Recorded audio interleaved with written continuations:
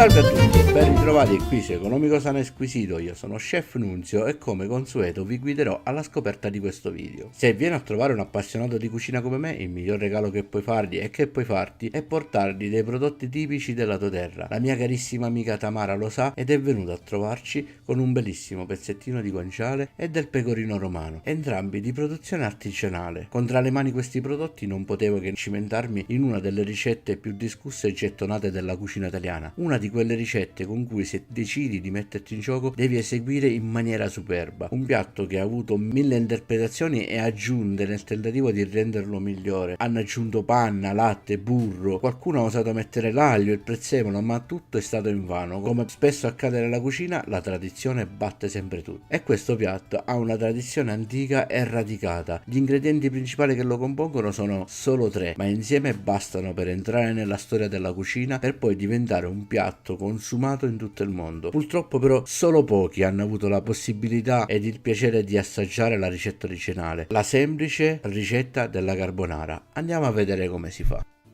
Come prima cosa saliamo dell'acqua e mettiamola a bollire. Il tempo che aspettiamo inizieremo a tagliare il guanciale. Tagliamo delle strisce sottili, poi sovrapponiamole una sopra l'altra e tagliamole ancora, ricavando delle striscette da 1 centimetro circa. Il profumo e la consistenza di questo guanciale risvegliano davvero l'appetito. Mettiamo sul fuoco una padella. Mentre si scalda pestiamo i grani di pepe nel mortaio. Se non ne siete in possesso macinateli con un macinapepe classico. Guardate, questa polverina darà al piatto un tocco di sapore ma senza coprire.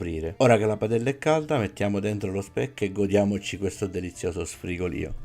Rompiamo un uovo dentro la ciotola, insaporiamo con un po' di sale, non tanto, la metà circa del pepe e la metà del pecorino e con una frusta mescoliamo bene tutti gli ingredienti. Il guanciale dovrà essere dorato e croccante, il che contrasta deliziosamente con la cremosità del piatto, mentre il grasso che rilascia sarà una parte fondamentale del condimento per gli spaghetti. L'acqua è iniziata a bollire, mettiamo dentro la pasta e nel mio specifico caso aspettiamo 9 minuti. Nelle prossime fasi bisognerà essere molto veloci, capirete a breve il perché. Per ottimizzare i tempi, mentre la pasta cuoce, possiamo, se ne abbiamo la necessità, decorare il piatto. Ho deciso di farlo con delle scagliette di pecorino disposte disordinatamente in un angolo del piatto, un pizzico di pepe nero e delle gocce di aceto balsamico che con una forchetta ho trasformato in delle cotine. Trascorso il tempo necessario scoliamo gli spaghetti al dente, riversiamoli nella padella che abbiamo rimesso a scaldare dove c'è il nostro croccante guanciale con il suo saporito grasso. Mescoliamo e lasciamo insaporire bene gli spaghetti, dobbiamo proprio sentirli sfrigolare. Ora cercate di essere velocissimi poiché aggiungendo l'uovo dobbiamo immediatamente iniziare a mescolare per evitare che si cuocia come una frittata. Da questo passaggio dipende tutta la riuscita della ricetta. Personalmente preferisco usare un uovo e mezzo per ogni commensale poiché adoro la cremosità di questo piatto, ma